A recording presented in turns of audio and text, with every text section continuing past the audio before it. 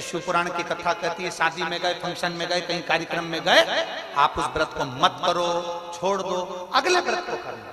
पर किसी के यहाँ के अन्न से, किसी के यहाँ के सामान से पशुपति व्रत नहीं करते। कितना सुंदर बात आज लोगों के समझ में आई है। क्या पहले तुम शंकर जी को मंदिर में जल नहीं चढ़ाते थे?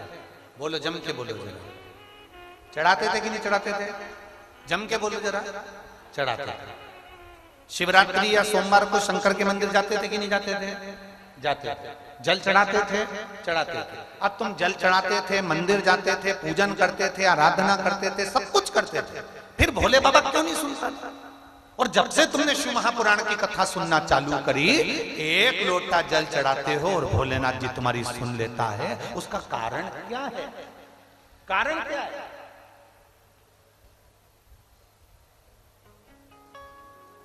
क्या कारण है कि भोलेनाथ जी तुम्हारे एक लोटे जल से प्रसन्न होने लगे? क्या कारण है कि शंकर भगवान तुम्हारे एक लोटे जल से प्रसन्न होकर तुम्हें वर देने लगे? क्या कारण है कि शंकर भगवान पे चढ़ी हुई बेलपत्र खाने से औषधि होने लगे? उसका कारण क्या? कारण केवल एक है। अभी तक तुम जो जल चढ़ाते थे, मंदिर का लोटा उठाकर मंदिर का ही पानी भरकर शंकर जी को चढ़ा देते थे। अब अपना लोटा, अपना पानी अपने घर से लेकर जाते हो, अपना समर्पित करते हो, तो बाबा भी तुमको खूब प्रदान करते।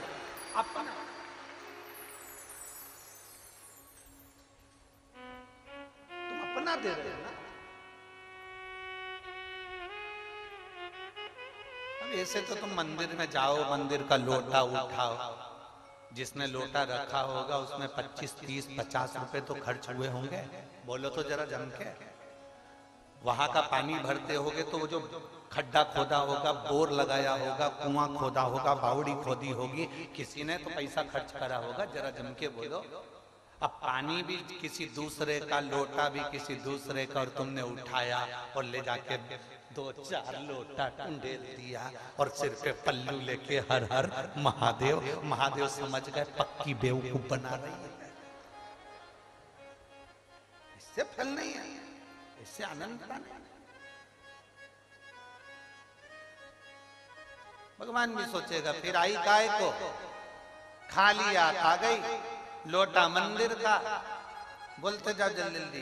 पानी मंदिर का, महादेव मंदिर का।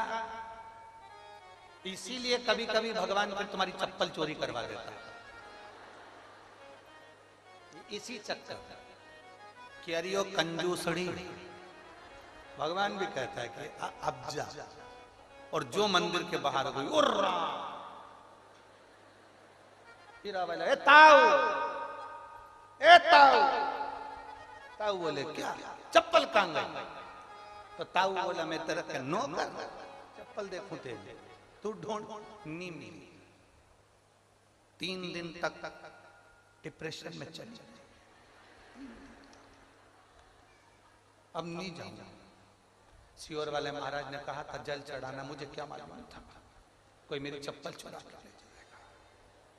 सियोर वाले महाराज ने कहा था घर से लोटा लेकर जाना, पानी भर के ले जाना, शिव जी को चढ़ाना, भगवान देव अधिदेव महादेव कृपा करेगा। पर तू जल तो चढ़ा रही थी, पर तेरा ध्यान जल में नहीं था जो दरवाजे पे छोड़ के आई थी, उस पे ध्यान। ए मेरी जीजियों,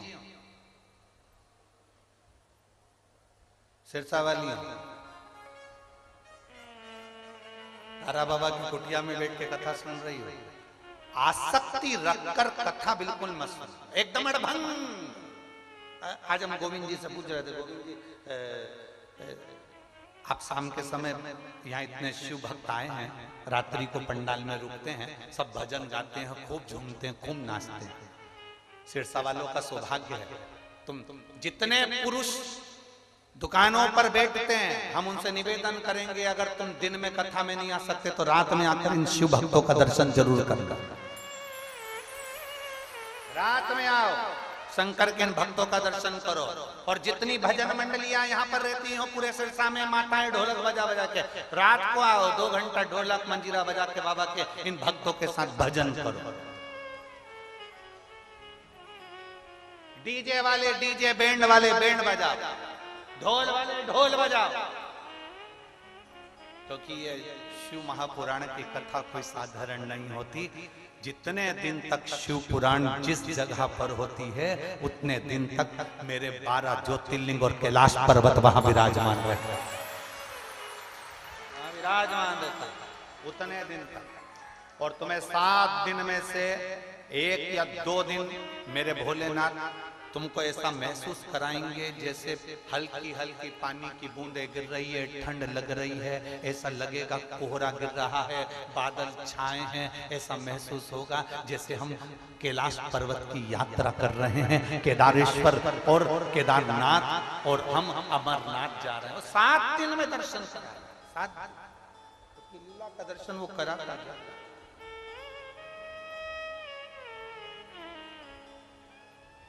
पूरे 7 दिन में 1 दिन वो अपनी लीला का दर्शन जरूर कराता। वो उसने अपनी भक्ति देना सीखी है और प्रदान करता है, कभी ना सकता। शिव सुनते हैं, आपका अपना पानी का लोटा हो, अपना हाथ में अपन जल लेकर जा रहे हैं, सारी समस्या का हल बोल बम का नारा है। हम जब बाबा के दरवाजे जा रहे हैं तो वो सुनेगा। और मेरे भोले तेरा सहारा है, मेरे भोले तेरा सहारा है, मेरी नैया का तू किनारा, मेरी नैया का तू किनारा है। मेरे बाबा मैंने पुकारा है, मेरे बाबा मैंने पुकारा है, मेरी नैया का तू किनारा है, मेरी नैया का तू किनारा। उसको पुकार, वो आए। जब हम उसको पुकारते हैं हमारे करीब में वो आता है, जब हम उसको बुलाते हैं हमारे नजदीक में वो पहुंचता है। पुकार, पशुपति व्रत करो, मना नहीं, दूसरे के धन से नहीं, दूसरे के वैभव से नहीं। और एक बात आज हम यहां से जरूर कहें, सीहोर कुबेरेश्वर धाम भी अगर तुम आओ ना तो यहां बैठकर पहले बाबा से विनती करना, बाबा मुझे 7 मार्च से 13 मार्च कुबेरेश्वर धाम जाना है, पर तू मुझे इन 15 दिन में 10 दिन में मेरी व्यवस्था तुझे करना पड़ेगी, मेरी झोली भर दे, मैं पहुंच जाऊंगी। पहले विनय करो, प्रार्थना करो, बोलो, तब सुने, तब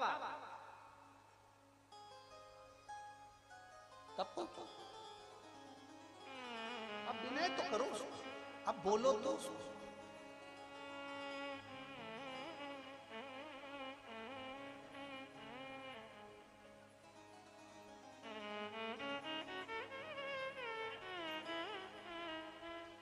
प्रतिदिन एक हम जो प्रार्थना करते हैं तुम भी करा करो। मालूम है प्रार्थना हम जो बोलते हैं भोलेनाथ जी से, यहाँ आने से पहले हम शंकर जी से बस केवल 2 बात बोल कर आते हैं। बाबा, याद है आपको, स्त्री की गोद और पुरुष जेब कभी खाली मत रखना। इतनी मेरे भोले बाबा, स्त्री की गोद कभी खाली मत रखना। उसको 30 साल 35 साल 40 साल भी अगर संतान नहीं हुई है तो मेरे शंभू शिव महापुराण की कथा को अगर वो सुनने के लिए बैठा है, ऐसी कृपा करना कि उसकी गोदी में लाल जरूर देना। ऐसी कृपा। पुरुष की जेब खाली ना रखना, उसकी जेब कभी खाली मत रखना। स्त्री की गोद खाली रहती है तो उसको बहुत सुनना पड़ता है, और पुरुष की जेब खाली रहती है तो उसको भी बहुत सुनना पड़ता है। लोग धुतकारते हैं। स्त्री को भी अगर बच्चा नहीं है तो धुतकार देते हैं, कोई अपने बच्चे उसकी गोद में नहीं देता। पुरुष की जेब खाली है तो कोई नहीं पूछता, धुतकार। दोनों, स्त्री की गोद भरी रहे और पुरुष की जेब खाली। तू कृपा कर, तू दया कर। और कृपा की ना होती जो आदर तुम्हारी, तो सोनी ही रहती अदार तुम्हारी। गरीबों के दिल में जो जगह तुम न पाते, तो किस दिल में होती इबादत तुम्हारी। उसकी कृपा, उसकी दया। मुदगल बाबा ने बहू की थाली में देखा, उसने पत्तल उठा कर दे दिया। पिताजी ये लीजिए।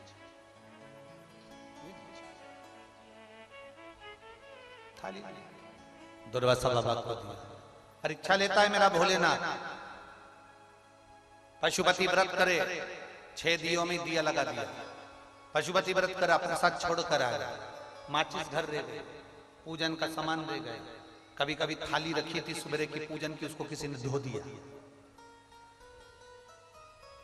भगवान चाहता है अभी तेरे व्रत पूरे नहीं हुए, एक आध व्रत और बढ़। कभी कभी 6 की 6 दिए लगे थे सब में, हवा के चलते से पूरे 6 की 6 जल गए। बाबा चाहता है अभी तेरा व्रत पूर्ण नहीं हो, और करे तो।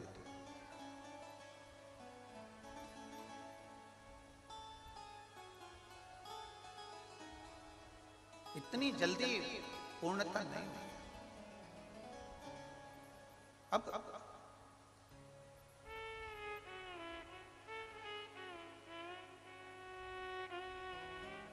एक बहन ने लिखा,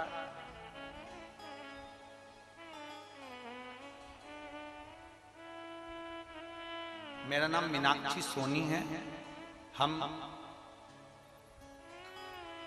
अक्षयगढ़ राजस्थान से हैं।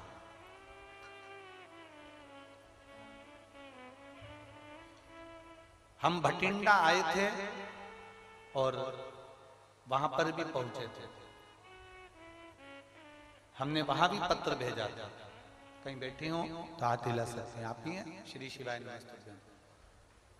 बच्चा आया है के साथ में, लिया लिया।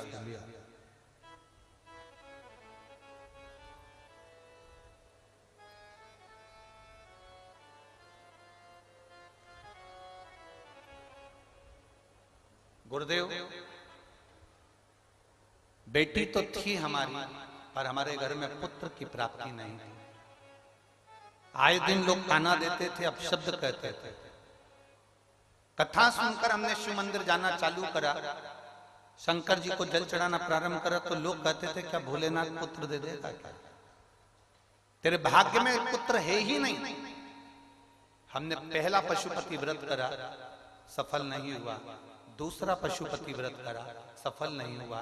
तब हमने पशुपति व्रत छोड़े नहीं, बाबा से हमने रुककर फिर पशुपति व्रत करा, और बाबा की कृपा से मेरे घर में पुत्र रत्न की प्राप्ति हुई। मैं बाबा को प्रणाम करने की। गुरुदेव, दुनिया बड़ी विचित्र है, शब्द के बाण बहुत छोड़ते। मेरी जीजी, ये संसार है ही ऐसा, बस पहचान लो। थोड़ा परीक्षा लेगा, कोई फाइल ज्यादा मोटी होती है तो उसको पढ़ने में समय लगता है, तो जज भी कह देता है अगली तारीख।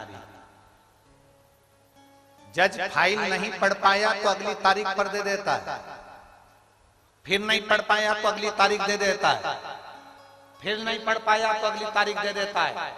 जज भी तारीखों को आगे बढ़ा देता है, जब तक फाइल पढ़ लेता है पढ़ने के बाद जज भी निर्णय दे देता है। उसी तरह मेरा भोलेनाथ है, तुम्हारी दुख की फाइल पढ़ते पढ़ते एक दिन निर्णय जरूर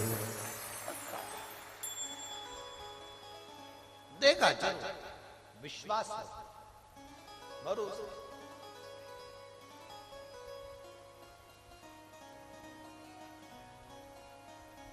विश्वास नहीं टूटना चाहिए। कितने लोग हैं जो शंकर जी को रोज जल चढ़ाते हैं? हाथ उठा, सभी हो, रख लो, रख लो, वापिस दर जाना चाहिए। प्रतिदिन अपने घर से निकलकर हाथ में जल का पात्र लेकर अपने बच्चों से भी कहो कि एक लोटा जल चढ़ा। अपने घर के बहु बच्चों को भी बोलो, पति को भी बोलो, एक लोटा जल चढ़ा।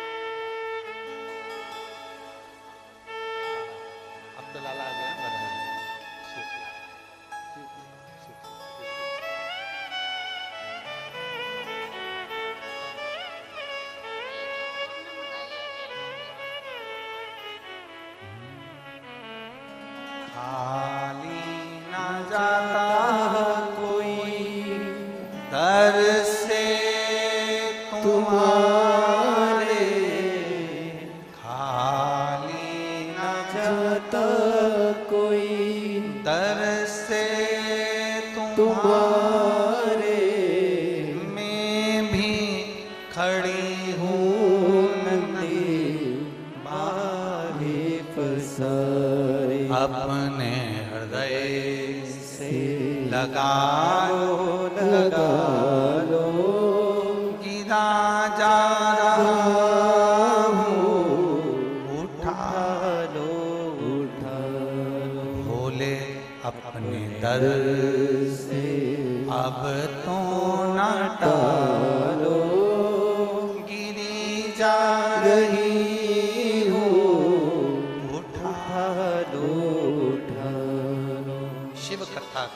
विश्वास दृढ़ लेगा परीक्षा, बोलेगा। परीक्षा बहुत लेता है मेरा भोलेनाथ, बहुत परीक्षा, बहुत परीक्षा। पर तुम्हें कुछ बनाने के लिए, तुम्हें आगे लाने के लिए, तुम्हें जिताने के लिए परीक्षा की घड़ी में से पास करेगा जरूर, ये निश्चित है। पत्तल दे दी दुर्वासा बाबा को, ये मेरी बहू का आखिरी में ये सत्तू बचा है, आखिरी सत्तू दे दी, ये आखिरी। दुर्वासा ऋषि ने खा लिया।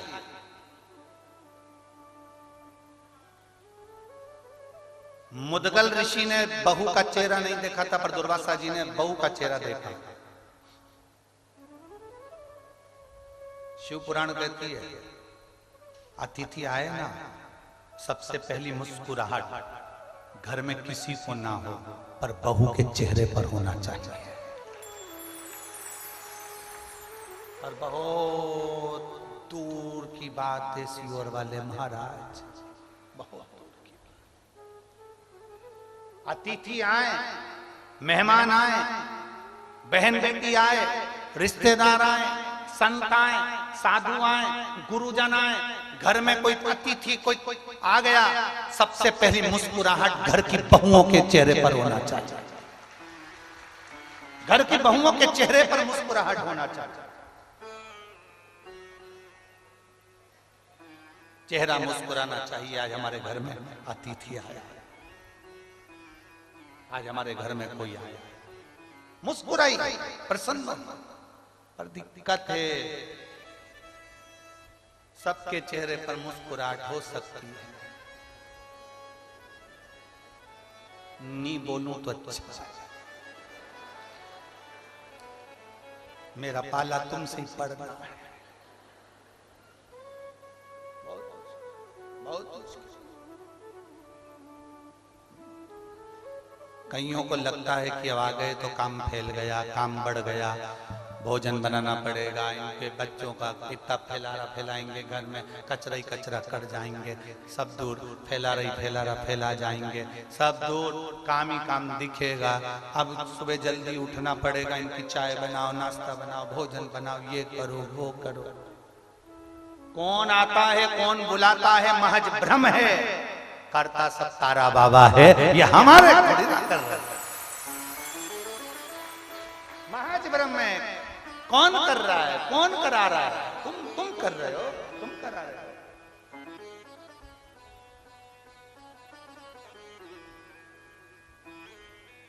भ्रम है भ्रम।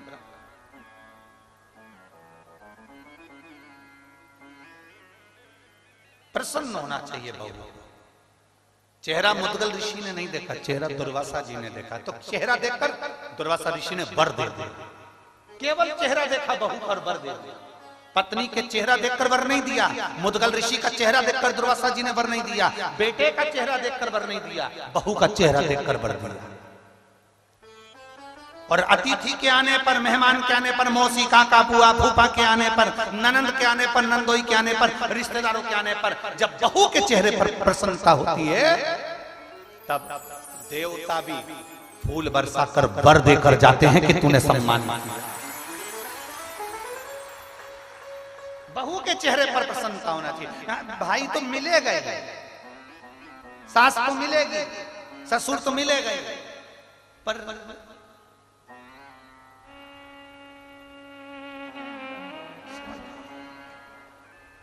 मिलना किसको है? जिस सास के जाने के बाद जिससे पाला पड़ने वाला वो सम्मान करेगी ना, तो एक चेहरे पर रौनक का, एक आनंद का। दुर्वासा ऋषि ने पत्नी का चेहरा देखकर वर नहीं दिया, मुद्गल ऋषि का चेहरा देखकर दुर्वासा जी ने वर नहीं दिया, उनके बेटे का चेहरा देखकर दुर्वासा जी ने वर नहीं दिया, बहू का चेहरा देखकर और बहू का चेहरा देखकर वर दे दिया। ए बेटा, मैं तुझे वर देता हूं, जब तक पृथ्वी पर तुम रहना चाहो तब तक रहना, तुम्हें जितनी संपदा चाहिए सब मिलेगी, और आखिरी में तुम शंकर भगवान के कैलाश में निवास करोगे। ये मेरा वर है, ये मेरा वर। और बेटा, मुद्गल ऋषि दान करते ना, उनका कमाया हुआ था, उनने दान किया।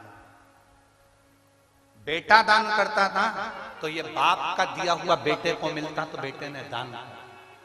पत्नी दान करती ना, पति का हक था तो पत्नी दान करती। पर बेटा, तेरी तो शादी हुई है, तू बहू बनकर आई है, अभी इसमें तेरा कोई हक नहीं, फिर भी तूने अपना हक किसी को दिया है तो वो खाली नहीं जा सकता, उसका वर तुझे देता, उसका वर तुझे देता। आशीर्वाद देकर दुर्वासा ऋषि चले गए। कुरुक्षेत्र का मैदान था, समय आया, समय आने पर उसी कुरुक्षेत्र की पवित्र भूमि के उसी प्रांगण के अंतर्गत युधिष्ठिर ने एक बार यज्ञ रखा।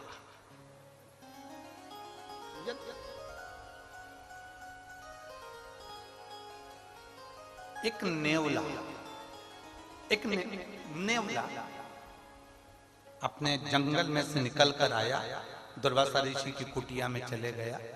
दुर्वासा ऋषि की कुटिया में जहां गए थे, वहां पर जो दुर्वासा जी ने सत्तू खाया था, बहू ने जो सत्तू दिया था, उस सत्तू को उठाने में और खाने में 2-4 कण जो नीचे गिर गए थे, उस कण को उस नेवले ने खा लिया। खाते से ही उसका आधा शरीर सोने का हो गया। नेवले के समझ में नहीं आया कि मेरा शरीर आधा सोने का कैसे।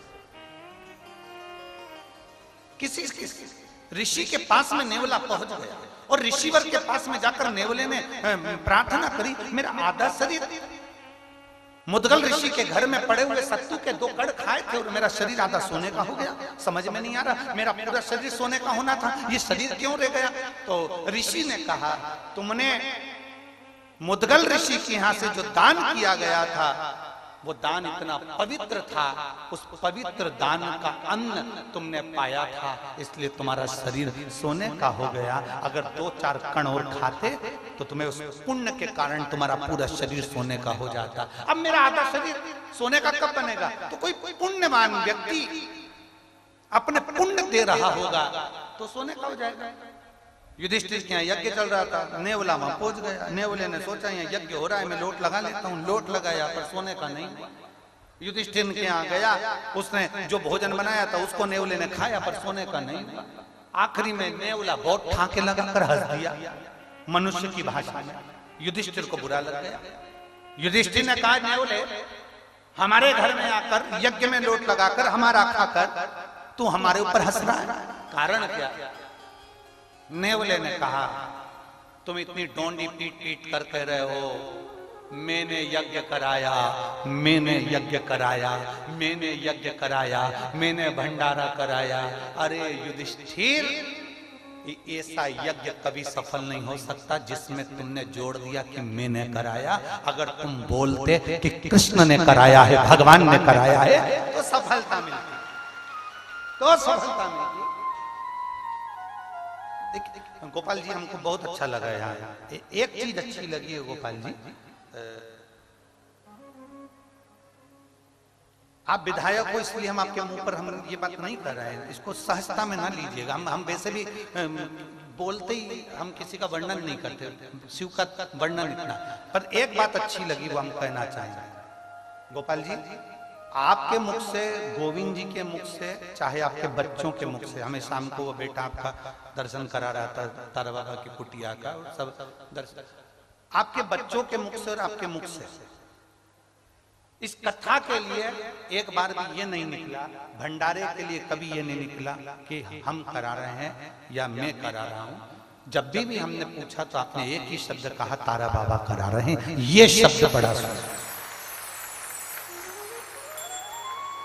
हम कई जगह कथा करने जाते हैं और उसमें बहुत सारे लोग अपना अपना गुणगान करते हैं और बहुत, अब हम क्या बोलें आपको कि कई लोग तो माइक पकड़ पकड़ के बोलते रहते हैं, इन्होंने ऐसा करा, इन्होंने वैसा करा। पर हमने आज 3 दिन हो गया एक माइक पे कोई पकड़ के नहीं बोला कि गोविंद जी ऐसा करे कि गोपाल जी ऐसा करे। जो भी बोला वो एक ही बात बोला कि तारा बाबा ने ऐसा करा है।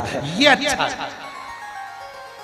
और यहाँ कई लोग सुनने वाले बैठे होंगे जो बाहर बाहर कथा सुनकर आए होंगे, उनने भी सुना होगा माइक पकड़ पकड़ के, भैया जी ने इतना कर दिया, भंडारा चला दिया, ये कर दिया। पर इस भूमि पर तारा बाबा की कुटिया में ये शब्द हमें सुनने को नहीं मिला, ये शब्द सुनने को नहीं मिला। इसकी बड़ी प्रसन्नता, बड़ी प्रसन्नता, दिल से, तहे दिल से आपको बधाई हमारी ओर से, बहुत बहुत। ये प्रसन्नता का विषय, कौन आता है, कौन बुलाता है, कौन खाता है, कौन पीता है, सब करने वाला तो एक बेलपत्री का दान जरूर करते हैं। एक कल एक बात जरूर कही थी कि चांदी सोने की बेलपत्र से बड़ी होती है एक वृक्ष की, जम के बोलो जरा, बेलपत्र। जो सोने चांदी की बेलपत्र भी सुख नहीं दे सकती, वो सुख मेरे शंकर भगवान को जो बेलपत्र प्रिय है वो बेलपत्र दे दे। जितने लोग भ्रम में पड़े हुए हैं कि हमको गुरुजी ने चांदी की बेलपत्र दे दी, किसी ने सोने की बेलपत्र दे दी, बिल्कुल खुश मत होना, रत्ती भर भी, एक रत्ती के खुश मत हो कि तुम्हें चांदी की बेलपत्र मिल गई कि सोने की बेलपत्र मिल गई।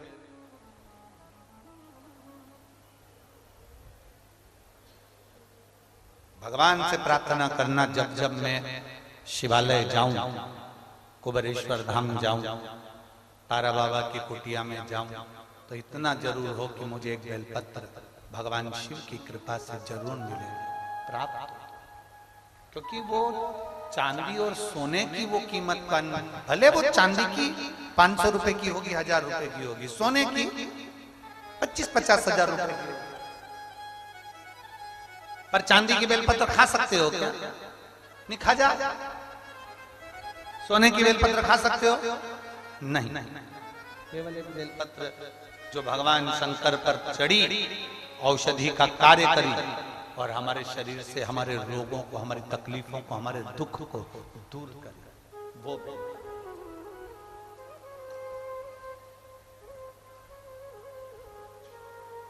विश्वनाथ मुनि ने अपनी धर्मपत्नी से कहा कि बेलपत्र का दान करते करते करते करते समय बीत गया। एक दिन विश्वनाथ मुनि की धर्मपत्नी ने कहा, विश्वनाथ मुनि की धर्मपत्नी बोली कि हमारे घर में संतान नहीं है, संतान का सुख नहीं,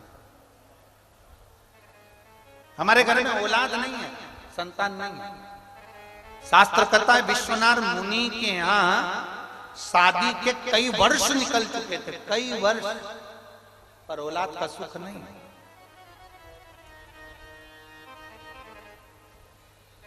यहां पर भी एक बेटी बैठी है जिसके शादी के बहुत साल निकल गए, घर के लोग कुछ बोल देते, परिवार के लोग कुछ कह देते, औलाद हुई नहीं।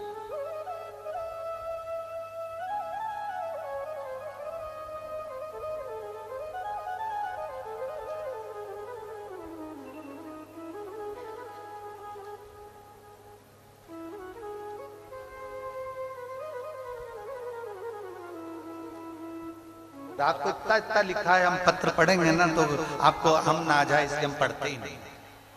इतना अच्छा अच्छा लिखा है आपके लिए, बहुत सारा, बहुत सारा।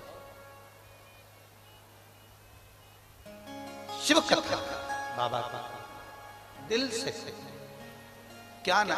एक बेटी लिख रही है, एक बेटी ने लिखा, प्रमीला गुलाब सिंह, गांव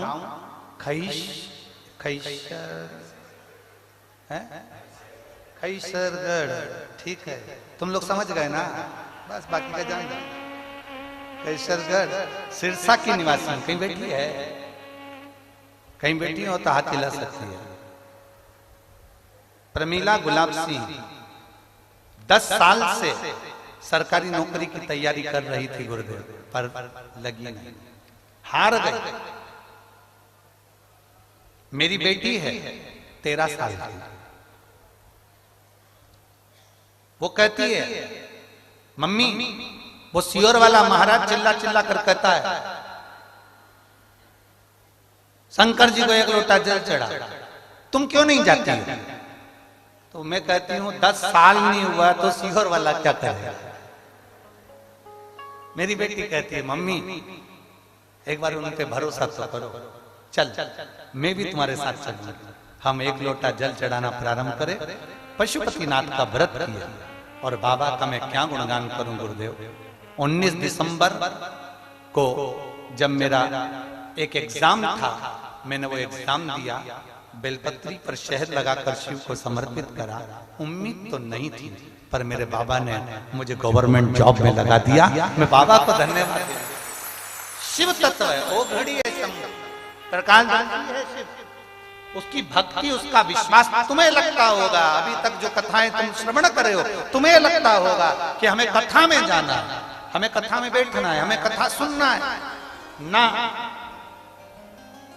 कल भी हमने कथा में कहा था, शिव महापुराण की कथा में वही पहुंचता है जिसको मेरे शंकर भगवान हाथ पकड़कर पार लगाने वाले होते हैं, वही पहुंचता ही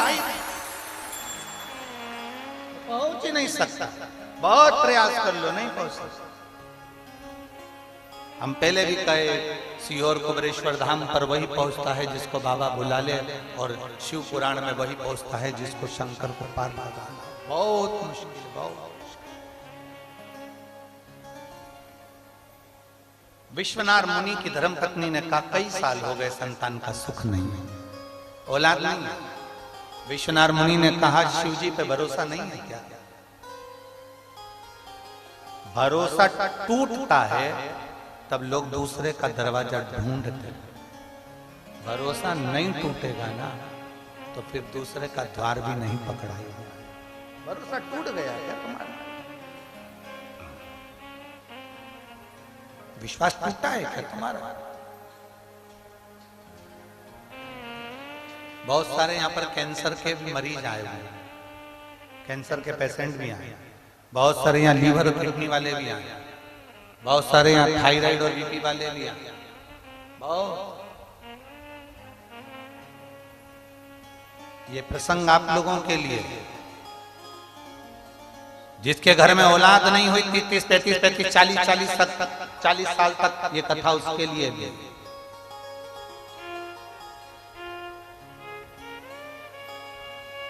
कहा। विश्वनाथ मुनि ने कहा कि तुम्हारा भरोसा नहीं है शंकर पर? है, पर संतान का सुख नहीं। चलो एक शिव की आराधना करता, वो देगा निश्चित।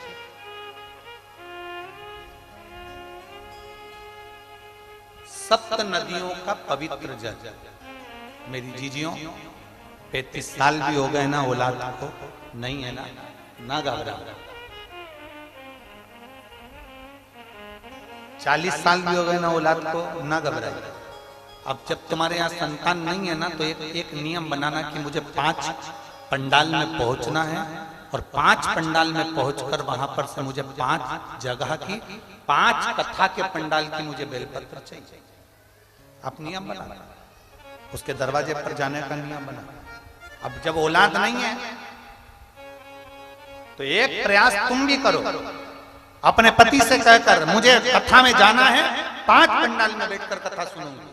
कोई वीआईपी ट्रीटमेंट नहीं, जमीन पर पंडाल में जहां जगह मिलेगी वहां सोऊंगी।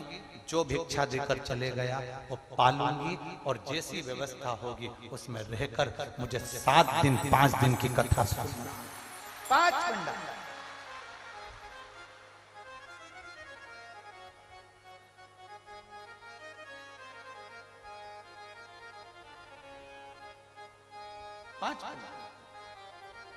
और एक नियम जो विश्वनाथ मुनि ने अपनी धर्म पत्नी को बताया है, 7 नदियों का जल, 7 सरोवर नहीं, 7 पवित्र नदियों का जल, 7 पवित्र नदियों का जल। उसमें से कावेरी, नर्मदा, गंगा, गोदावरी, सरस्वती, जितनी ये 7 नदियों की पवित्रता है, मंदाकिनी, नर्मदा, गंगा आदि, यमुना, 7 नदियों का जल एकत्रित कर, और 7 नदियों के जल से किसी भी महादेव के मंदिर में एकांतेश्वर महादेव का नाम ले। कौन से महादेव? हमने पहले कथा में कहा है, कई बार एकांतेश्वर महादेव की कथा भी कही है, सुनिए आप लोगों ने। एकांतेश्वर महादेव का हमने वर्णन किया है। जिस दिन तुम्हें लगे कि मेरा ये काम होना चाहिए, उस दिन एकांतेश्वर महादेव के पास जाकर बैठ।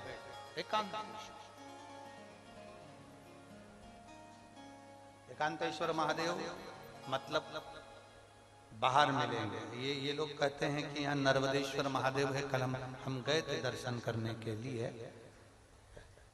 इनका कहना है कि ये नर्मदेश्वर महादेव है, पर हमारा जो स्पर्श मात्र से हम जो समझते हैं, हमने ये जाना है कि ये जो धरा है, ये जो भूमि है तारा बाबा की जो कुटिया है, ये शहर से दूर होना चाहिए। अर्थात पहले यहाँ शहर नहीं थी, ये एकांत में थे। एकांत में थी तो यहाँ जो तारा बाबा आराधना करते थे शंकर की, वो शंकर साधारण नहीं होगा, वो एकांतेश्वर महादेव ही कहलाया। एकांत, एकदम एकांत। इनका कहना है नर्मदेश्वर है, वो नर्मदा का शिवलिंग है। शिवलिंग कहीं का भी हो सकता है, पर उसकी एकांतता देखी जाती है, एकदम मौन स्थिर, साथ बैठे, जहां केवल शिव के सिवा कुछ भी नहीं, शंकर के सिवा कुछ। जो आया वो गुफा के चक्कर में घुस गया, जिसको शंकर से मिलना था वो डायरेक्ट पहुंच गया, उसे गुफा से मतलब ही नहीं रहा, उसे तो एकांतेश्वर से मतलब था। पहुंचा, बैठा, जल चढ़ाया, स्पर्श किया और चल बाबबाबा से अपने दिल की बात, हृदय की बात, एकांतेश्वर। सप्त नदियों का जल रखकर, सप्त बेलपत्र के ऊपर सप्त नदियों का जल, एक बेलपत्र ली, उसके ऊपर एक कटोरी में, एक बाटकी में, एक पात्र में एक नदी का जल, दूसरी बेलपत्र ली, दूसरी कटोरी में फिर जल, फिर तीसरी में बाबा की आराधना कर कर, शिव से विनती कर कर, भगवान शंकर के नामों का 108 नामों का जाप कर कर श्री शिवाय नमस्तुभ्यम कर कर एक कटोरा जहां से पानी बहकर नीचे आता है वहां लगा लीजिए और एक बेलपत्री को उठाकर शिव जी के शिवलिंग पर समर्पित करिए। समर्पित करते समय डंडी का मुख अशोक सुंदरी की ओर हो। अशोक सुंदरी का जगह मालूम है सबको? सबको मालूम है ना? अशोक सुंदरी की ओर मुख। अशोक सुंदरी फिर समझ गड़बड़ ना करिए। ये शिवलिंग जलाधारी, ये जल बह रहा है नीचे सामने से।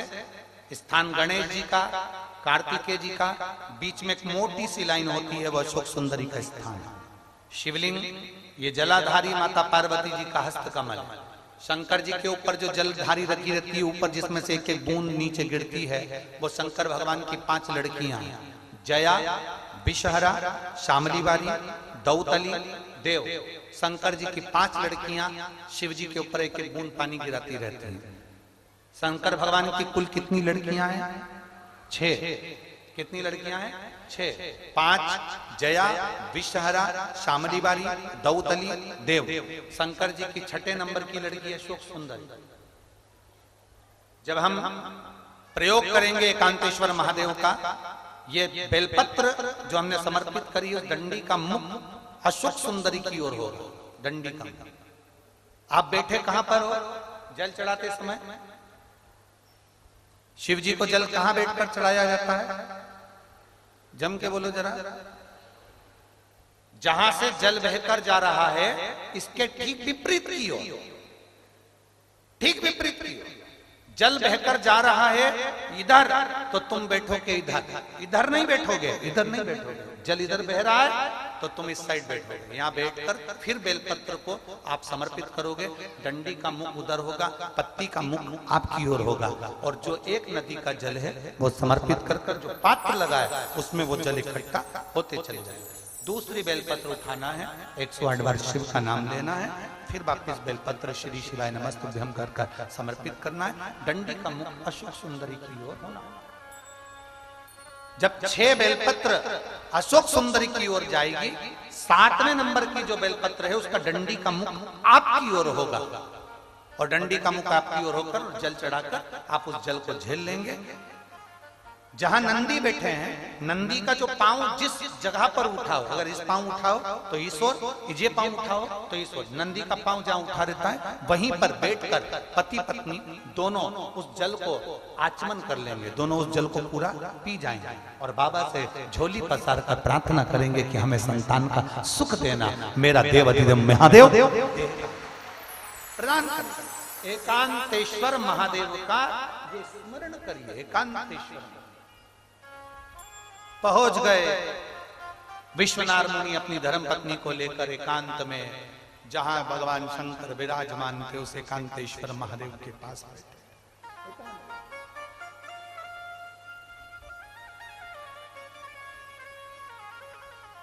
बैठे। एकांतेश्वर महादेव के पास बैठकर आराधना करी, पूजन करी, 7 नदियों का जल समर्पित कर आचमन करा। गर्भ ठहर गया, गर्भित हो गई ना, पुत्र आ गया, संतान आ गई। थोड़ा विस्मय था, विश्वनाथ मुनि की धर्मपत्नी को विस्मय था। भरोसा करो तो पूरा करो, अगर तुमने भरोसा करा है तो भगवान नैया पार भी करेगा। विश्वनाथ मुनि की धर्मपत्नी को थोड़ा विश्वास भी था, थोड़ा अविश्वास। कई लोग ऐसे होते हैं जिनके मन में विश्वास भी प्रकट होता है, अविश्वास भी हो जाता है। किसी किसी को लगता है क्या शंकर जी पे जल चढ़ाने से ऐसा हो सकता है? चढ़ा रही है पर विश्वास नहीं है, बोल रही है पर विश्वास नहीं।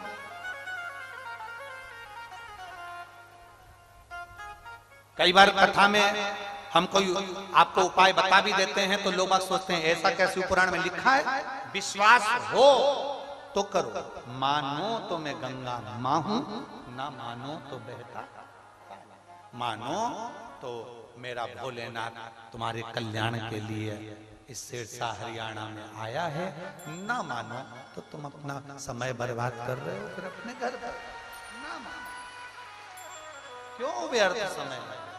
हम तो आपसे भी कहेंगे, देखो तुम्हारा मन लगे ना, तुम्हें भरोसा हो ना कि मैं आई हूं कथा में, मेरा महादेव मेरे दुख मिटाने मेरे घर आएगा, अगर ये भरोसा है तो कथा में बैठो, नहीं तो काय को टाइम बर्बाद कर रहे हो सीवर वाले महाराज का भी और तुम अपना भी।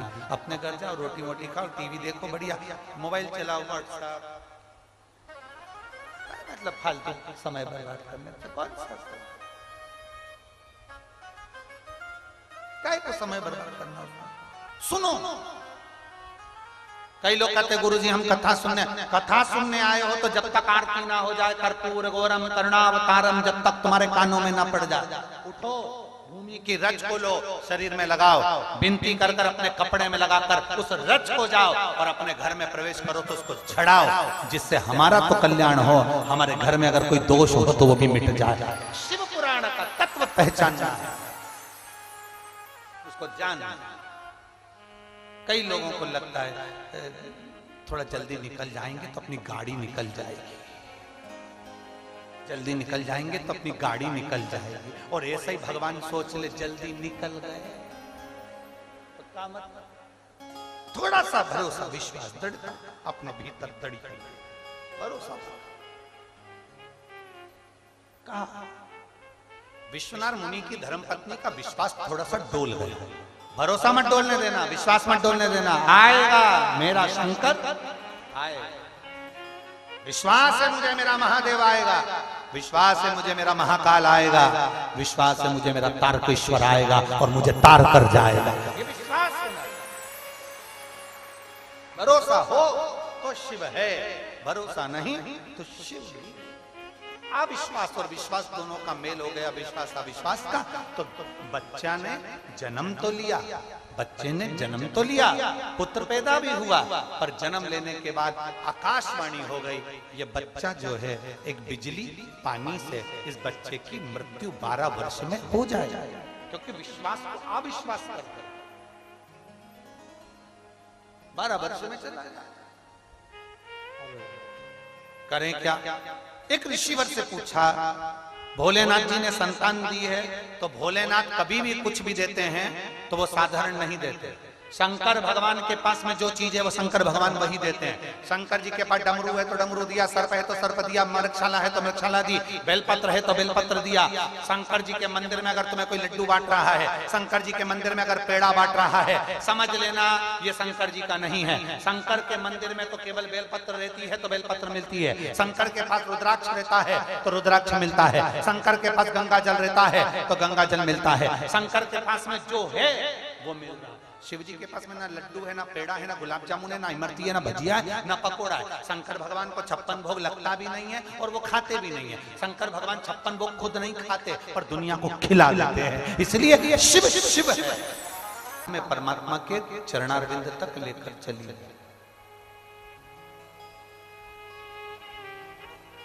उन्हीं गुरुओं में से एक तारा बाबा जी भी, जिन्होंने अपने पास में कुछ भी नहीं रखा, कुछ। आज गोविंद जी बता रहे थे, किसी एक भक्त के यहां से बाबा जी के लिए रोटी बनकर आती थी 5। कितनी रोटी आती थी? 5। और उसमें से भी कोई भक्त आ जाता था तो उसको वो रोटी निकाल कर दे देते थे, और सब्जी जो आती थी वो सब्जी और रोटी दूसरे को देकर एक रोटी अपने पास में रख लेते थे, उस रोटी को पानी में डुबो कर खा लेते थे और शिव नाम की भक्ति में बैठे रहते थे। ये एक गुरु है, एक सत्य।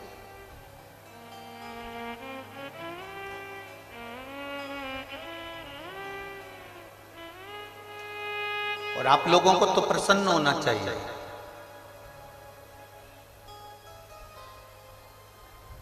हरियाणा की पवित्र भूमि कुरुक्षेत्र,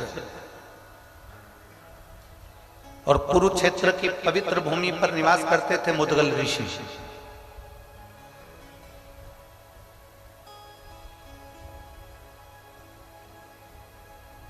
जिन मुदगल ऋषि ने शिव भक्ति को अपने जीवन में ऐसा उतारा कि उनके बेटे, उनकी बहू, उनकी पत्नी भी शंकर की भक्ति में रमी रहती थी। और उनका नियम बड़ा भारी था।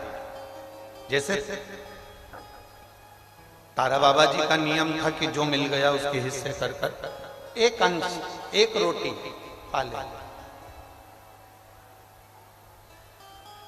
उसी तरह मुदगल ऋषि का भी एक क्रम था। 15 दिन तक खेतों में से अन्न को बीनना, गिरे हुए दानों को उठाना खेत में से और उसको लेकर आकर फिर उसका सत्तू बनाना और बनाने के बाद उसके हिस्से कर देना 3। एक हिस्सा खुद के परिवार का रखना, एक हिस्सा ऋषि संत साधु का रख देना और एक हिस्सा अतिथि का रख देना, पशु पक्षी जीव का रख देना। ये मुदगल ऋषि का एक नियम था।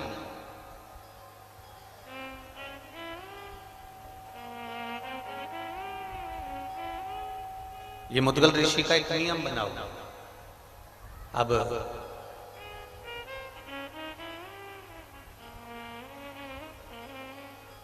15-15 दिन में जो इकट्ठा होता था उसको 3-3 दिन में थोड़ा सा भोजन करते थे। 3 दिन का नियम था, 3 दिन में ही केवल अन्न का भाग ग्रहण करते थे मुदगल बाबा।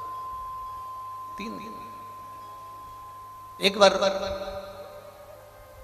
कुरुक्षेत्र की पवित्र भूमि पर अकाल पड़ गया और आसपास सब दूर सूखा पड़ गया, कोई अन्न का दाना नहीं मिला। कई महीने निकल गए, ना स्वयं को कोई अन्न का दाना मिलता है, ना उनकी धर्म पत्नी को कोई अन्न का दाना मिलता है, ना बेटे को मिलता है, ना बहू को मिलता है, कुछ नहीं। आज तारा बाबा जी की जो कथा, जो बात श्री गोविंद जी ने कही कि 5 रोटी में से 1 रोटी जो थी बस वो ग्रहण करना, बाकी के एक अतिथि के लिए, एक ऋषिवर गुरुवर कोई आया, साधु सन्यासी तपस्वी साधक उपासक, उसको दे, एक जीव के लिए।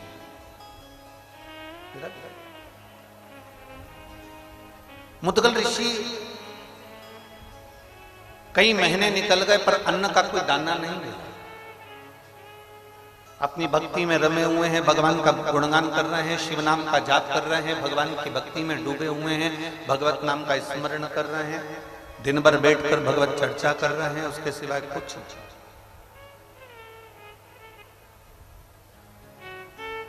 पिता शंकर का जाप करेगा ना तो चल जाएगा, पत्नी पति के पीछे चलती है, इसलिए पति को जाप करता हुआ देखेगी ना तो शंकर की भक्ति में डूब जाएगी, चल जाएगा। बेटा अपने माँ बाप को भक्ति में डूबा हुआ देखेंगे ना तो भक्ति करेंगे तो चल जाएगा, पर बहू जो दूसरे के घर से आती है उसको 3 महीने तक लगातार एक अन्न का निवाला ना मिले तो चलेगा? जम के तो बोलो, चलेगा? एक अन्न का दाना बहू के मुख में ना, एक अन्न का।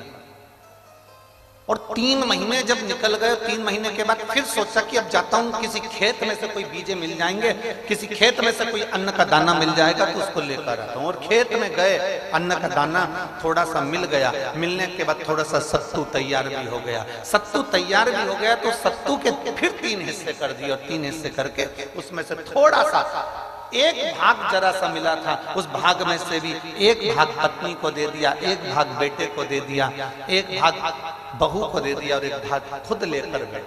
खुद 2 हिस्से अलग निकाल दिए, 2 हिस्से अलग दे दिए। पशुपतिनाथ का व्रत करते हो तो कितने हिस्से करते हो प्रसाद का? कितने मंदिर में देते हो? अपने लिए कितना लेकर आते हो? 1। अब तुम अपने लिए तो 1 लेकर आए हो, पर उसमें पशुपति व्रत में तो ये वर्णन है कि वो हिस्सा भी तुम्हारे को किसी को देना नहीं है। पर मुदगल बाबा जो व्रत कर रहे हैं, मुदगल बाबा जो व्रत धारण करे हैं, मुदगल बाबा, मुदगल ऋषि जो व्रत धारण करे हैं, उसमें से दो हिस्से, एक अतिथि के लिए, एक ऋषिवर के लिए, साधु के लिए, सन्यासी के लिए, जीव के लिए, जलचर, थलचर, वायुचर के लिए रख दिया। एक हिस्सा मुदगल ऋषि ने अपने पास में रखा और उस हिस्से में से भी एक भाग पत्नी को, एक भाग अपने बेटे को, एक भाग अपनी बहू को दे दिया। और इतना इतना सब सत्तू का भाग लेकर बैठे ही थे और हाथ में जल लिया ही था और प्रसाद पाने ही वाले थे। इतनी देर में शिव तो शिव है, शंकर तो शंकर है, ओघड़ी तो ओघड़ी है, शिव दयालु तो शिव दयालु है। और मेरा भोलेनाथ का एक अंश दुर्वासा ऋषि, मेरे शिव के अंश दुर्वासा बाबा उनके दरवाजे पर पहुंच गए। आवाज लगाई, ऋषिवर, ऋषिवर, ए ऋषिवर। मुदगल ऋषि के कानों में शब्द गया, आसन को छोड़ा, प्रसाद को छोड़ा, बाहर गए। कौन आया? दर्शन किए तो दुर्वासा बाबा थे, दुर्वासा ऋषि थे। हाथ जोड़कर निवेदन करा, दुर्वासा बाबा आप आइए, आसन लो, बैठो। बैठाया। आज कैसे आना हुआ?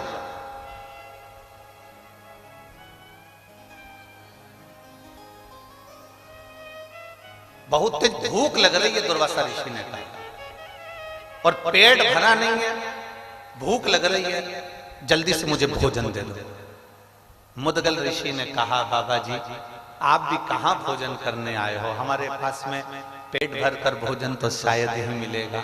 हाँ ये जरूर है कि मेरी पत्तल में जो भोजन है वो आपको दे देता हूं।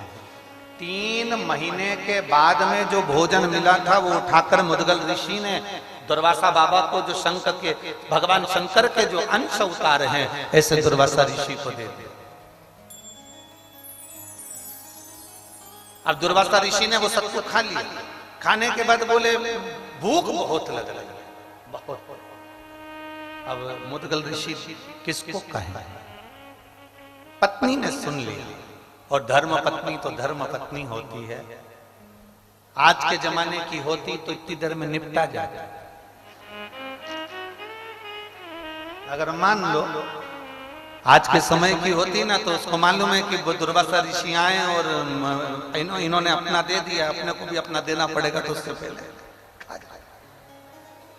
पर धर्म पत्नी, धर्म पत्नी, मुदगल ऋषि की धर्म पत्नी ने तुरंत अपनी पत्तल को अपने पति के हाथ में दे दिया और पति से कहा, स्वामी ये लीजिए और ये गुरुवर को दे दीजिए, वो इस प्रसाद को पा ले। पति अपनी पत्नी को देख रहा है, मुदगल ऋषि अपनी धर्म पत्नी को देख रहे हैं कि कितनी। आज मुदगल ऋषि को यह आश्चर्य नहीं हो रहा कि ये मेरी पत्नी है। आज मुदगल ऋषि को यह आश्चर्य नहीं हो रहा कि मेरे घर की बहू है। आज मुदगल ऋषि को यह आश्चर्य हो रहा है कि इसके माता पिता के संस्कार कितने प्रबल होंगे जिसने इसको जन्म दिया।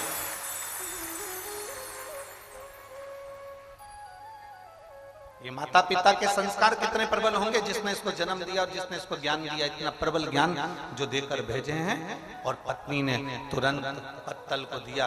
मुदगल बाबा ने वो पत्तल ले जाकर दुर्वासा ऋषि को दी। दुर्वासा बाबा ने वो पत्तल को भी, उसमें से भी सामग्री को, सत्तू को लेकर फाँका। अब दुर्वासा जी ने जैसे ही सत्तू को फाँका, सत्तू को खाया, खाते से दुर्वासा ऋषि फिर बोले, अरे मुदगल ऋषि, ऋषिवर पेट नहीं भरा है, बहुत भूख लग रही है, बहुत, कुछ करो व्यवस्था। मुदगल बाबा ने तो कुछ नहीं बोला, पर बेटा देख रहा था। जब पिताजी ने अपना भोजन दे दिया, माँ ने अपना भोजन दे दिया, तो बेटे ने भी कहा, पिताजी आप चिंता मत करो, ये पत्तल लीजिए और दुर्वासा बाबा को दे दीजिए। बेटे ने पत्तल दे दी, दुर्वासा ऋषि के पास में पहुंचे, दुर्वासा ऋषि उसको भी खा गए, उसको भी पा गए। और दुर्वासा ऋषि ने जैसे प्रसाद पाया, पाने के बाद में अब फिर दुर्वासा ऋषि ने कहा बहुत भूख लग गई,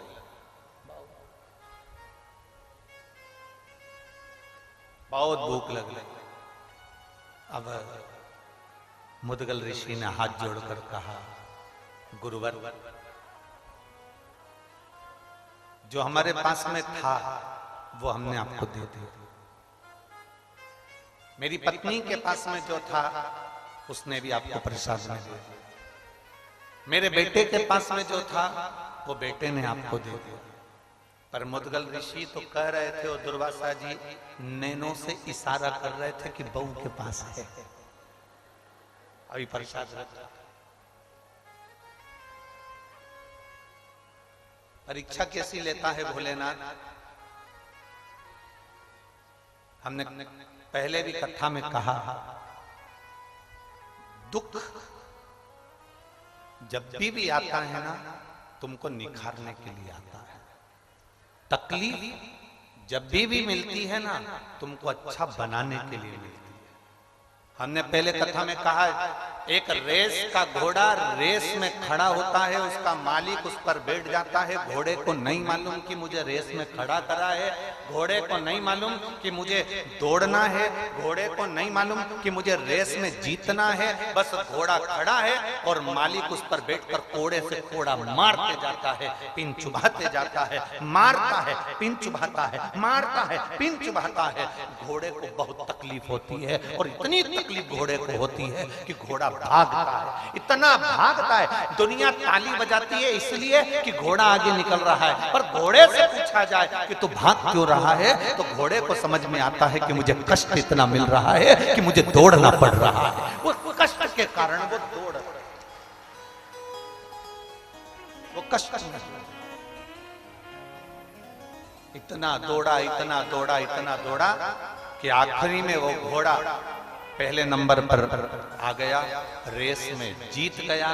दुनिया ने सोचा कि रेस घोड़ा जीता है, पर घोड़े से पूछो वो रेस नहीं जीता है। घोड़े को तो जो मार पड़ रही थी, जो कष्ट मिल रहा था, जो तकलीफ आ रही थी, घोड़ा उस तकलीफ को झेलकर दौड़ रहा था, अपने कष्ट के कारण दौड़ रहा था। इतना दौड़ा, इतना दौड़ा कि आगे निकल गया और रेस में जीत गया। उसी तरह मेरा भोले बाबा जब तुम्हें दुख देता है, तकलीफ देता है, कष्ट देता है, तो समझ लेना तुम रेस के घोड़े हो और तुम्हें आगे निकालना है, इसलिए दुख। तुम रेस के घोड़े हो, तुम्हें आगे निकालना है, इसलिए वो कष्ट दे रहा है। तुम रेस के घोड़े हो, तुम्हें आगे ले जाना है, इसलिए वो तकलीफ दे रहा है। तुम रेस के घोड़े हो, तुम्हें दुनिया से अग्रण्य लेकर जाना है, इसलिए वो तुम्हें कष्ट प्रदान कर रहा है। उसमें हमें दुखी नहीं होना, उसमें हमें कष्ट नहीं लेना। मुदगल ऋषि ने सोच लिया कि ये भोलेनाथ जी जो आए हैं, दुर्वासा ऋषि जो आए हैं, ये साधारण नहीं है। आज जो कष्ट मिल रहा है ना, पहले तो अपने भीतर एक बात उतारो, ऋषि का दर्शन, गुरु का दर्शन, संत का दर्शन, साधु का दर्शन, तपस्वी का दर्शन, साधक का दर्शन, किसी भगवान के भक्त का दर्शन, नदी, तालाब, बावड़ी, कुआं, कोई समाधि, कोई मंदिर, कोई देवालय, कोई शिवालय का दर्शन यदि होता है अपनी जिंदगी में, तो ये अंदाजा लगा कर रखना कि हमारे पूर्व के कोई पुण्य बहुत ज्यादा प्रबल हो गए होंगे, जो आज हमें संतों का दर्शन हो जाए।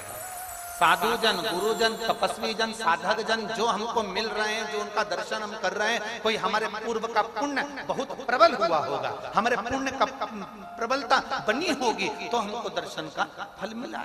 एक बच्चा गुल्लक भरता है, भरते जाता, जब उसको गिफ्ट की जरूरत पड़ती है तब तोड़।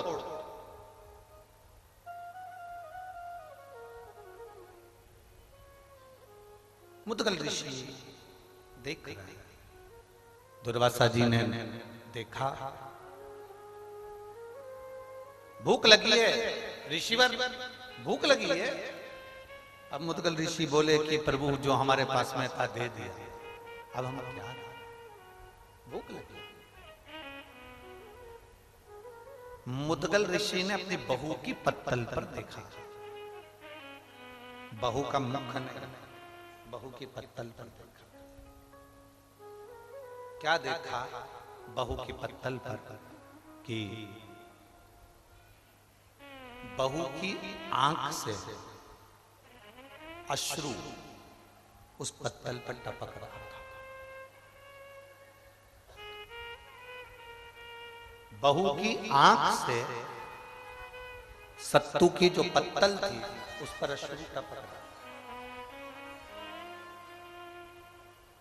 एक हमारे यहाँ का, हमारे शास्त्र वर्णन करते हैं कि भोजन की थाली पर कभी रोना नहीं चाहिए।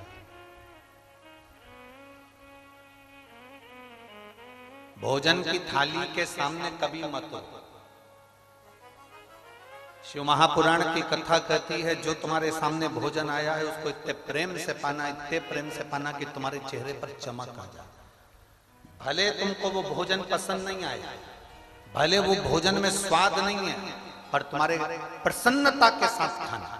क्योंकि जिस प्रसाद को हम पाते हैं, जिस भोजन को हम करते हैं, उस समय पर हम जैसे अपने मन में अनुभव करते हैं, भोजन पहुंचने के बाद हमारी इंद्रियों को उसी तरह का बल प्रदान करता है। इसलिए कभी भी भोजन करते समय आंसू बहाते समय भोजन ना करें, रोते रोते भोजन ना करें, क्रोध करते करते भोजन ना करें।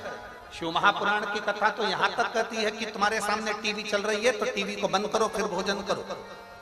हाँ, अगर टीवी पर कोई सत्संग आ रहा है, कथा आ रही है, गीता जी आ रही है, श्रीमद् भागवत आ रही है, शिव पुराण आ रही है, भजन चल रहा है, तो भले टीवी चालू रखकर भोजन कर लो। पर अगर कोई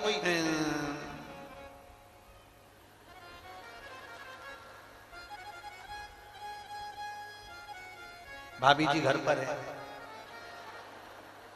और तुम टीवी चालू कर कर भोजन कर रहे हो, और भोजन करते करते तुम्हारा ध्यान उस टीवी पर बना हुआ है, तो तुम्हारी इंद्रियों के लिए वो श्रेष्ठ नहीं, तुम्हारी इंद्रियों के लिए वो ठीक नहीं। भोजन करो, रोते हुए भोजन नहीं। भोजन का बहुत बड़ा प्रमाण है, बहुत बड़ा। कोई कोई हमारे भोजन करते समय हमारे सामने आ जाता है, घर पे आ जाता है। अब घर पर कोई भोजन करते समय आ गया तो तुम्हारे दो मन हो जाते हैं। एक मन से तो तुम कह रहे हो आओ साहब भोजन कर लो, और दूसरे मन से सोच रहे हो जाता क्यों नहीं।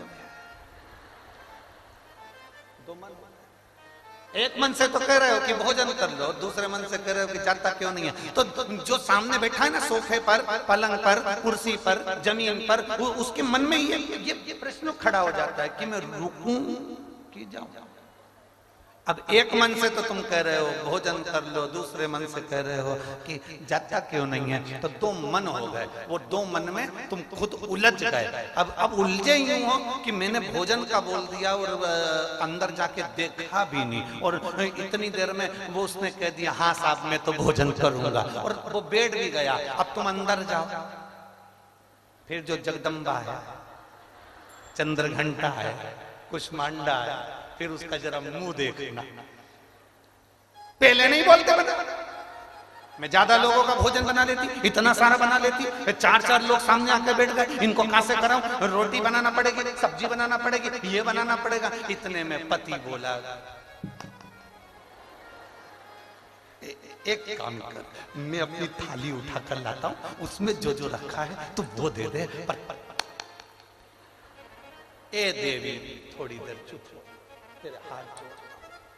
अब जो बाहर बैठा है ना वो भी उलझा हुआ है, खाऊं कि नहीं, क्योंकि अंदर जितने हैं ना वो सब खिलाने के पक्ष में नहीं है।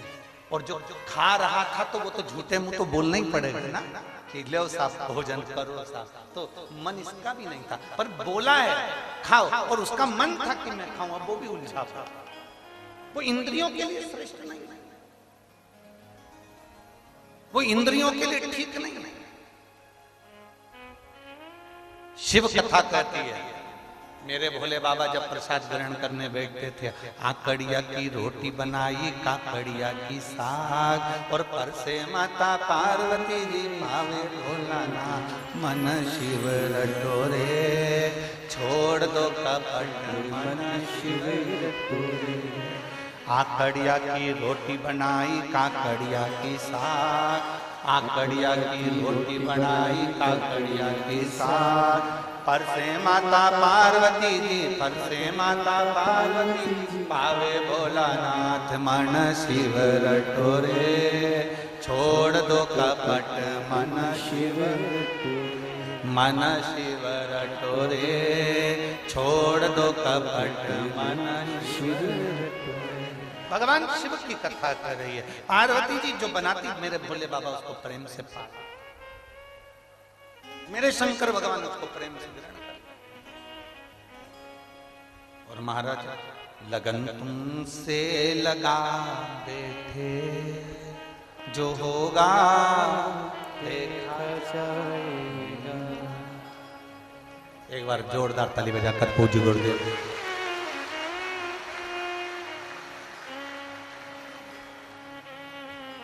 लगन तुमसे लगा बैठे, जो होगा देखा जाएगा।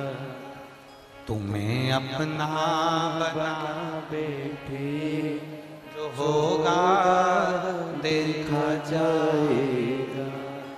तुम्हें अपना बना बैठे, जो होगा देखा जाएगा। प्रीत बड़ा। भोजन करते समय आंसू नहीं निकलना चाहिए, भोजन करते समय अश्रु ना निकले। अब आंसू टपके हैं तो फिर थोड़ा सोचने वाली बात है कि आंसू गिरे क्यों, अश्रु आए क्यों।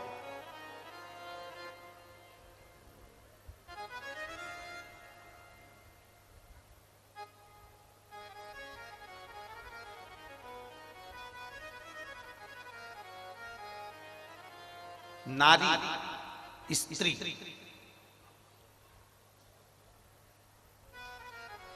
सबसे सुंदर और सबसे बलवान कब होती है? स्त्री ब्यूटी पार्लर में तैयार होकर आएगी तो ज्यादा सुंदर दिखेगी क्या? जम के बोलो जरा। नहीं, स्त्री कहीं वो क्या बोलते हैं आजकल वो एक्सरसाइज करने की जगह को जिम, हाँ जिम, वहां ट्रेनर है कोई दीदी और वो उसको पूरी एक्सरसाइज करा रही है और उसको बल प्रदान कर दिया तो क्या वो बलवान हो जाएगा? एक समझना बहुत जोरदार बात है। ये शिव पुराण की सबसे सुंदर बात है जो पार्वती जी को भगवान शंकर ने अमरनाथ की गुफा में कही। जिस अमरनाथ जी की गुफा में तुम दर्शन करने जाते हो, उस अमरनाथ की गुफा में ज्ञान देते समय भोलेनाथ जी ने अमर कथा के अंदर इसको वर्णन किया। जरा ध्यान दें। जितने आस्था चैनल पर सुन रहे हैं, जितने फेसबुक यूट्यूब पर सुन रहे हैं, जितने सुंदर तारा बाबा की कुटिया में बैठकर कथा को सुन रहे हो, अपने चित्तवृत्ति में उतारो।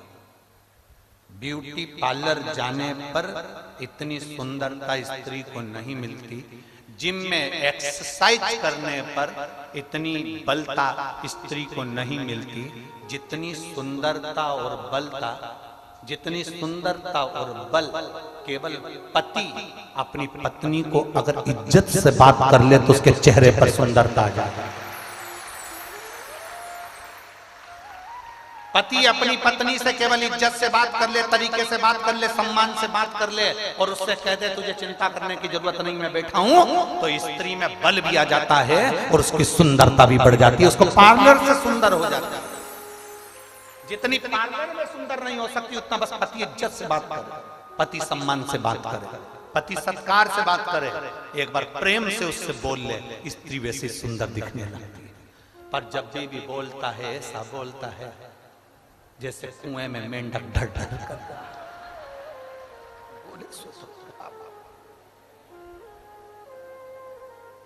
एक छोटा सा पत्र किसी ने भेजा है, उस पत्र में कल के परिचय में था, उस पत्र में उसने लिखा, गुरुजी तुम उदाहरण बहुत बेकार देते हो।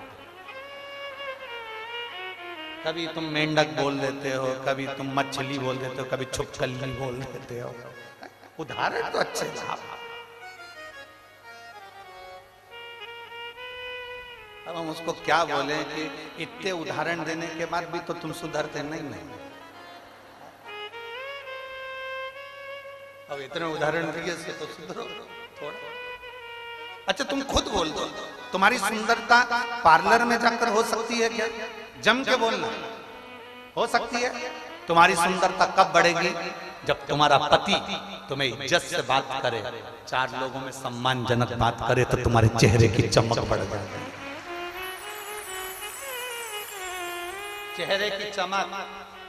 और मालूम पड़ा दोनों घूमने के लिए निकले हैं, दोनों चलो अपन दोनों घूम के आते हैं। दोनों गोवा घूमने के लिए गए और जाते से ऐसे झगड़े कि दोनों के मुंह देख लो तो होटल का वेटर भी सोच लेता है इंडिया और पाकिस्तान का मेल हमारे गोवा में हुआ है। चेहरे से पहचान जाता है,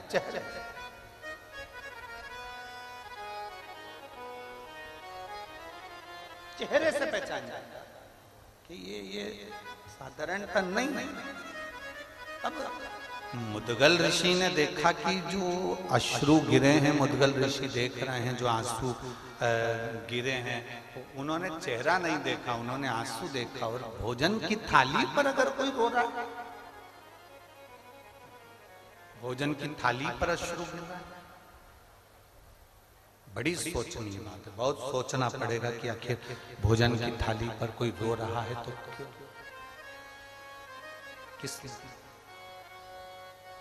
किस कारण अश्रु। और जब भोजन की थाली पर अश्रु देखे, जब भोजन की थाली पर आंसू देखे, तब उस बहू के रोने का कारण केवल आंसू से पहचान गए मुदगल ऋषि की बहू की आंख में से जो आंसू गिरा है। इतने साल मेरी बहू को आए हुए हो गए, 3 दिन में एक बार इसको भोजन मिलता था तो इसके मुख से आवाज नहीं आई, इसके मुख से आवाज नहीं आई। 3 महीने में भोजन मिला तो इसके मुख से आवाज नहीं आई। भूखी रही तो इसके मुख से आवाज नहीं आई। पर आज भोजन की थाली में अगर ये रो रही है तो इसका कारण क्या है? तब मुदगल ऋषि ने उस अश्रु पर ध्यान लगाकर देखा तो मुदगल ऋषि ने जाना कि वो आंसू इसलिए निकले थे कि अगर ये एक हिस्सा सत्तू का बच जाता तो इस हिस्से से मैं अपने सास ससुर और पति को खिला देती और मैं भूखी रहती। ये जो भोजन बच जाता तो इससे मैं अपने सास ससुर को और अपने पति को खिला देती और मैं भूखी रह जाती। इसलिए वो आंख में आंसू आ जाते, खुद के लिए नहीं, स्वयं के लिए नहीं, दूसरे के समर्पण के लिए रो रहे। बहू ने हाथ में पत्तल उठाई और अपने ससुर को दे दी। पापा, पिताजी, बाबूजी, ये पत्तल दे दो दुर्वासा जी को।